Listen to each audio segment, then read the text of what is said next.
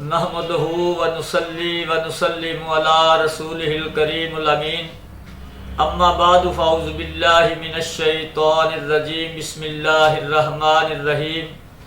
میں ہوں حکیم نوری، میری طرف سے تمام دوستوں کو السلام علیکم۔ امید کرتا ہوں کہ آپ سب دوست خیریت سے ہوں گے۔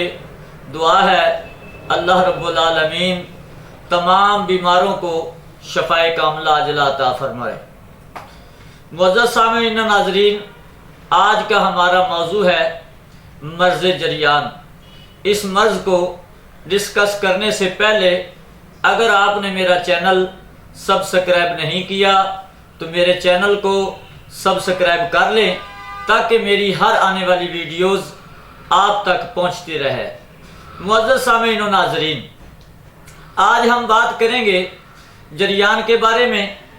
جریان ایک ایسا موذی مرض ہے جو کہ انسان کو اندر ہی اندر سے دیمک کی طرح چاٹ جاتی ہے۔ مثلا پیشاب سے پہلے یا پیشاب کے بعد یا پیشاب کے ساتھ لیس دار مادہ خارج ہوتا ہے، اس مرض کو جریان کہتے ہیں۔ معزز سامعین و ناظرین، مرض جریان ہو جانے کی وجہ سے جسمانی کمزوری، اعصابی کمزوری، دماغی کمزوری ہو جاتی ہے۔ یہ مرض اکثر نوجوان فحش ویڈیوز یا جنسی ہرس رکھتے ہیں، یعنی دماغ میں غلط وسوسہ، ذہنی فشار بڑھ جاتا ہے، جس کی وجہ سے مرض جریان لاحق ہو جاتا ہے۔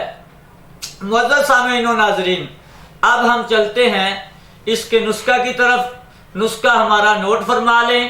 سفید مصلی 50 گرام، سالب مصری 50 گرام، تخم ریحان 50 گرام، تخم لاجونتی 20 گرام، مغز بنولا 20 گرام، بیمن سرخ 20 گرام، بیمن سفید 20 گرام، پھلی ککر 20 گرام، مرکب کلی 10 گرام، گوند ککر 20 گرام، گوند کتیرہ 20 گرام۔